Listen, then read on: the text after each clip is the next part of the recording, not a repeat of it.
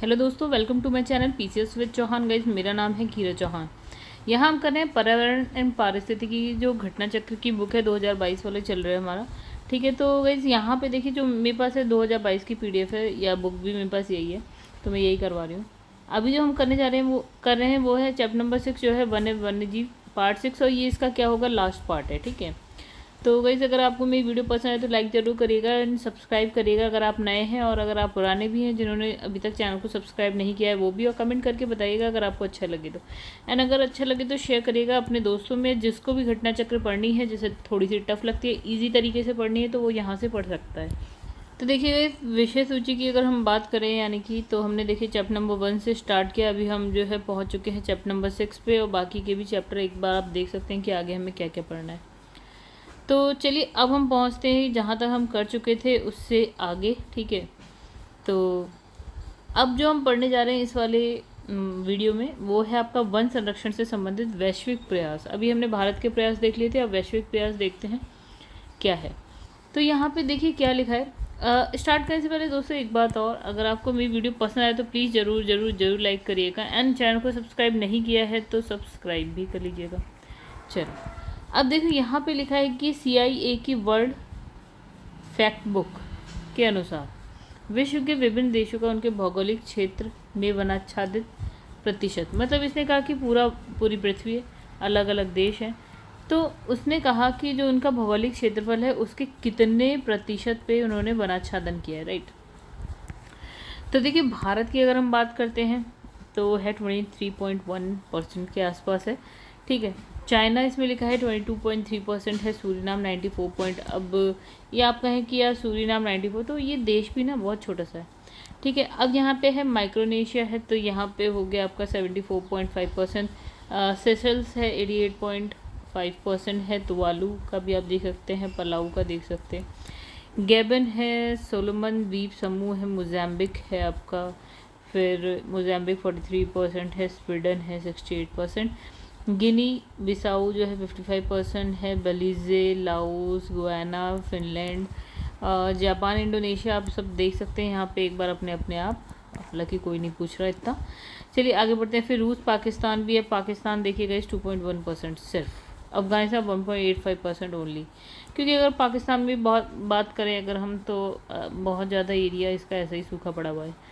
जब बलूचिस्तान की अगर आप बात करें तो गायब ही है वो तो।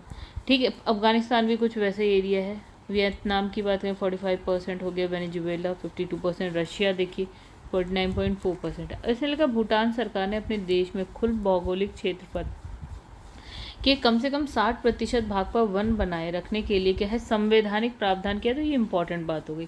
देखिए वैसे अगर हम भारत की बात करते हैं तो हम भारत में कहते हैं 33% पे आप वनाच्छादन करिए। ठीक है, लेकिन देखिए भूटान सरकार ने क्या संवैधानिक प्रावधान दिया है, क्या कहा है इसने, एटलीस्ट 60% पे तो भैया होना ही चाहिए वनाच्छादन। हाँ, अगर हम बात करेंगे अगर हम पहाड़ी क्षेत्रों की बात करें तो हमने भी जो है कहा है कि 2/3 एरिया में होना चाहिए। ठीक है, 2/3 एरिया काफ़ी मतलब ज़्यादा हो गया। ठीक है, 33% से ज़्यादा ही। तो वर्तमान में क्या भूटान का लगभग 84% भूभाग वनों से आच्छादित है। तो ये एक क्वेश्चन बनता है, दूसरा क्वेश्चन ये बनता है। ठीक है, अब ये मरुस्थलीकरण को रोकने के लिए संयुक्त राष्ट्र अभिसमन यानी कि united nation conservation to combat desertification, यानी कि आपको कुछ इस तरह से याद रखना पड़ेगा इसको, UNCCD शॉर्ट में बोलते हैं। ठीक है, UNCCD की स्थापना 1994 में की गई। ठीक है, तो ये जो है अकेला कानूनन बाध्यकारी समझौता है, अकेला कानूनन बाध्यकारी समझौता जो पर्यावरण विकास और टिकाऊ भूमि प्रबंधन को संयुक्त रूप से पेश करता है। क्या करता है, पर्यावरण विकास टिकाऊ भूमि प्रबंधन को एक साथ क्या करता है, पेश करता है। उद्देश्य नव प्रवर्तनकारी राष्ट्रीय कार्यक्रमों और समर्थक अंतर्राष्ट्रीय भागीदारों के माध्यम से प्रभावकारी कार्रवाई को प्रोत्साहित करना। अच्छा ठीक है, तो UNCCD यानी कि जो अभी हमने देखा, तो मरुस्थलीकरण को रोकने में स्थानीय लोगों की भागीदारी को प्रोत्साहित करने हेतु जो है उधरगामी उपागमन के लिए प्रतिबद्ध है। मतलब ये क्या करता है कि भैया जन मतलब जो लोग हैं, लोग भी इसमें इन्वॉल्व हों मरुस्थलीकरण को रोकने के लिए। ठीक है, लोगों को जागरूक करना। तो इसका जो सचिवालय संबंधित क्षेत्रों को वित्तीय संसाधनों के बड़े हिस्से का नियतन सुलभ कराता है। ठीक है, तो बेकार की बात है। WWF की अगर हम बात करें तो वर्ल्ड वाइल्ड लाइफ फंड, ये याद रख लीजिएगा, इसकी फुल फॉर्म WWF, ठीक है। तो ये जो है 1961 में स्थापना हुई इसका। और इसका जो प्रतीक चिन्ह की बात करें तो क्या है, जॉइंट पांडा है। तो हमें क्या क्या याद रखना है इसमें, अभी तक में ये फुल फॉर्म याद रखिएगा, इसका 1961 में स्थापना, और इसका जो प्रतीक चिन्ह है ना वो है जॉइंट पांडा, ठीक है। अब इसका वैज्ञानिक नाम लिखा है एलुरोपोडा मेलानोलियस, लिखा पता नहीं क्या। तो गाइस ये आप खुद से प्रोनाउंस कर लीजिएगा। तो इसका जो है निवास स्थान की बात करें तो क्या है, शीतोष्ण चौड़ी पत्ती वाले और मिश्रित वन, ठीक है। तो ये भी याद कर लीजिएगा। जॉइंट पांडा तो बिल्कुल याद रखिएगा, WWF का प्रतीक चिन्ह, इंपॉर्टेंट क्वेश्चन है ये, भले भी ना याद हो तो छोड़ भी दीजिएगा। वर्तमान में विश्व भर में इसकी जो संख्या है वो कितनी है, 16 से। उल्लेखनीय है कि विश्व वन्यजीव दिवस विश्व के, तो क्या बात कर रहा है, विश्व वन्यजीव दिवस विश्व के अलग अलग देशों में अलग अलग तिथि में मनाया जाता है। मतलब इसने कहा अलग अलग देश अलग अलग डेट पे जो है विश्व वन्यजीव दिवस मनाते हैं। अमेरिका जो है 4 दिसंबर को मनाता है। भारत में वन्यजीव सप्ताह 2 से 8 अक्टूबर को मनाया जाता है, ठीक है। तो ये हो गई एक बात। अब बात करेंगे विश्व पर्यावरण दिवस, जो कि 5 जून को, नई बात करते हैं, चलो विश्व पर्यावरण दिवस की बात करते हैं, 5 जून, ये सबको पता है। विश्व वानिकी दिवस की बात करते हैं तो 21 मार्च, ठीक है। ये किसी को नहीं पता होगा, मतलब कम लोगों को पता होगा, याद कर लेना। अब बात करेंगे यहाँ पे, देखिए क्या लिखा है, 2013 के प्रारंभ में बैंकॉक थाईलैंड, आपको पता है कहाँ पे, में आयोजित साइट। अब साइट में क्या आपको याद रखना है, साइट की फुल फॉर्म, यानी कि conservation of international trade in endangered species of wild fauna and flora, ठीक है। तो ये जो फुल फॉर्म है ना, फुल फॉर्म, तो उसको याद रख लीजिएगा। तो मतलब 2013 में बैंकॉक थाईलैंड में आयोजित क्या, साइट की फुल फॉर्म याद रखना।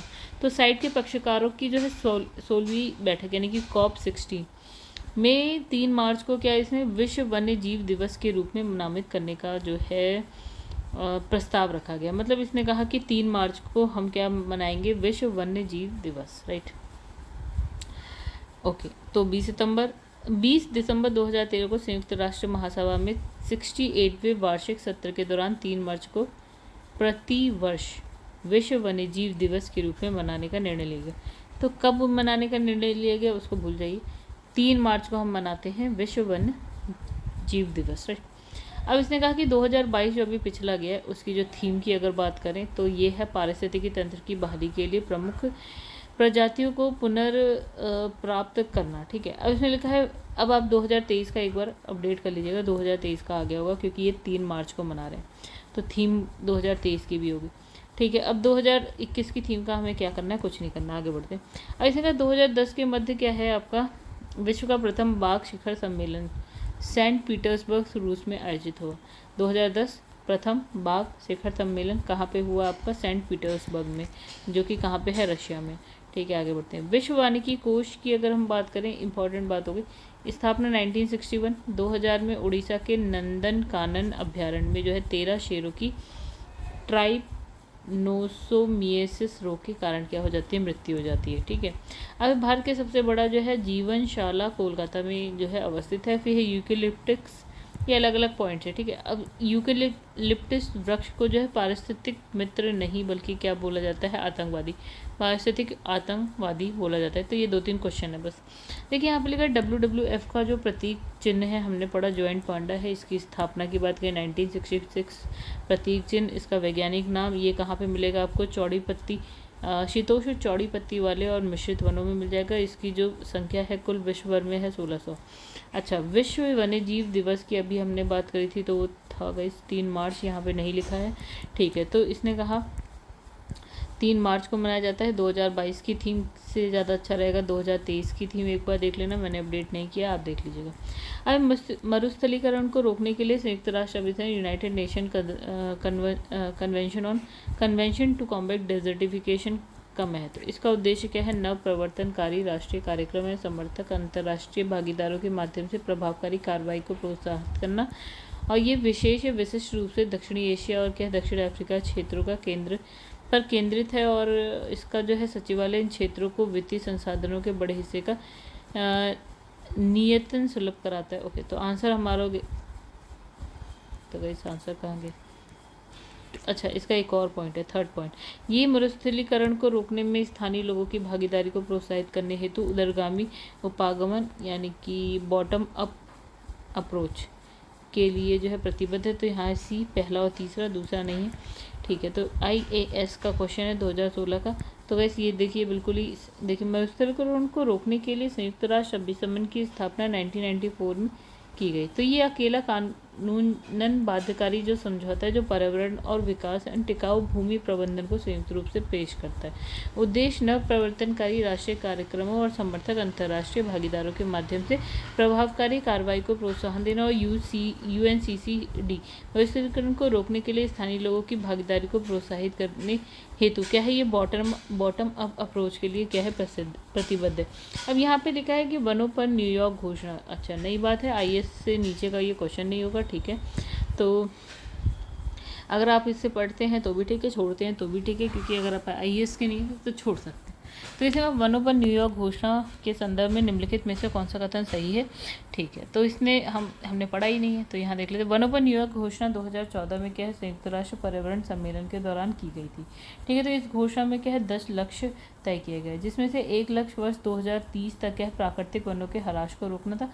अभी तक क्या है, 200 से अधिक सरकारों, NGO और निजी कंपनियों ने इस घोषणा पत्र पर हस्ताक्षर किए, परंतु भारत ने अभी तक इस पर हस्ताक्षर नहीं किया है। आइए अब यहाँ पे देखिए क्या लिखा है, इसने लिखा है 2014 में संयुक्त राष्ट्र जलवायु शिखर सम्मेलन में पहली बार इसका जो है समर्थन किया गया, ठीक है।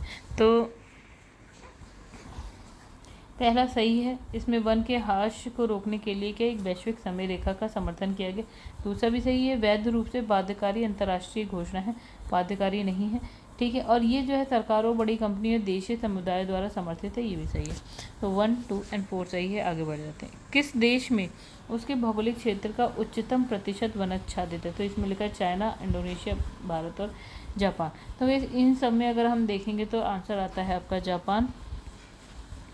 तो इसने लिखा है वर्ल्ड फैक्ट बुक के अनुसार विकल्प में दिए गए जो हैं उसमें जो है जापान का नाम आता है। आप अपडेट करिएगा नया वाला। अब लिखा है निम्नलिखित देशों में से किसमें जो है कुल भौगोलिक क्षेत्र का 60% भाग पर वन बनाए रखने का जो है संवैधानिक प्रावधान है। अभी हमने पढ़ा था भूटान में, लेकिन अब बात करें कि भूटान ने संवैधानिक प्रावधान तो कर दिया है, लेकिन अभी भूटान में अगर हम बात करें तो 84% भूभाग जो है वनाच्छादित है, मतलब 60 से भी ज़्यादा, ठीक है। फिर लिखा है विश्व वन्यजीव कोष की स्थापना 1961 में हुई थी। जुलाई 2000 में उड़ीसा के नंदनवन अभ्यारण्य में जो है 13 शेरों की मृत्यु के कारण क्या है, ट्राइपनोसोमिएसिस रोग रहा है। और फिर यूकेलिप्टस वृक्ष जो है पारिस्थितिकी मित्र है, ठीक है। तो ये बात तो हो गई गलत, तीसरा गलत, तीसरा गलत, तीसरा गलत, ठीक है। अब इसमें भारत का सबसे बड़ा जीवनशाला कोलकाता में अवस्थित है, चौथा सही। तो आंसर आप देख सकते हैं 1, 2, 4 सही है और बाकी गलत। चलिए अब यहाँ पे कुछ भी नया नहीं है, ये वही चीज़ है जो हम अभी पढ़ लिए। अब लिखा है निम्नलिखित कथनों पर विचार करते हैं। चलिए, संयुक्त राष्ट्र पूंजी विकास निधि और क्या है आर्बर डे फाउंडेशन ने हाल ही में हैदराबाद को विश्व के 2020 वृक्ष नगर की मान्यता प्रदान की। कथन है, दूसरा कथन है कि शहरी वनों को बढ़ाने और संपोषित करने के प्रति प्रतिबद्धता को देखते हुए हैदराबाद का एक वर्ष के लिए इस मान्यता हेतु चयन किया गया। तो कथन 1 और 2, तो बात है आपका कथन 1 सही नहीं है किंतु कथन 2 सही है, ठीक है। तो आगे बढ़ते हैं हम लोग। हैदराबाद को आर्बर डे फाउंडेशन और खाद्य एवं कृषि संगठन द्वारा विश्व की 2020 ट्री सिटी के रूप में मान्यता दी गई। यह शहरी पौधों के संरक्षण एवं विकास हेतु हैदराबाद को मान्यता दी गई है। हैदराबाद ये मान्यता प्राप्त करने वाला भारत का पहला एकमात्र शहर हो गया। अब देखना ये है कि क्वेश्चन आया कहाँ पे है, ठीक है, तो पता होना चाहिए। IAS का क्वेश्चन है इसलिए थोड़ा अजीब है, ठीक है। अब UPPCS मेंस का ये भी थोड़ा अजीब होगा, थोड़ा सा टफ। किस देश में कुल सर्वाधिक प्रतिशत वनाच्छादित है, तो इन सब में किस में सबसे ज़्यादा, तो सूरीनाम हमने देखा था 94 के आसपास था, ठीक है। तो ये डेटा वैसे 2009 का है। आप नया डेटा देख लीजिएगा, नहीं तो आप इसे स्किप करिएगा, कोई नहीं पूछ रहा इतना। हाँ पूछेगा, बट कुछ 2-4 देश तो आप इजीली आप उसे वो कर लेंगे जब आप पढ़ेंगे। तो विश्व बाघ शिखर सम्मेलन 2010 आयोजित किया गया, कहाँ पे, बैंकॉक में, सॉरी सेंट पीटर्सबर्ग कहाँ, रशिया में। ठीक है, तो इसने कहा कि 2010 के मध्य विश्व का प्रथम बाघ शिखर सम्मेलन जो है सेंट पीटर्सबर्ग रशिया में आयोजित किया गया था। तो गाइस देखिए यहाँ पे चैप्टर नंबर 6 हमारा खत्म है। चैप्टर नंबर 7 है अभ्यारण्य और जैव मंडल रिजर्व। ठीक है, तो जो हमारी नेक्स्ट वीडियो होगी ना, तो उसमें हम ये वाला जो है चैप्टर नंबर 7 जो है आपका स्टार्ट करेंगे। और अगर आपको मेरी वीडियोस अभी तक पसंद आए तो वीडियो को लाइक ज़रूर करिएगा। एंड चैनल को आपने अभी तक सब्सक्राइब नहीं किया ना गाइस, तो प्लीज़ चैनल को सब्सक्राइब ज़रूर करिए। ठीक है, तो गाइस तो गलती से हो गया गाइस, चलिए कोई बात नहीं। अब जो है ना वीडियो को करते हैं एंड में थैंक यू।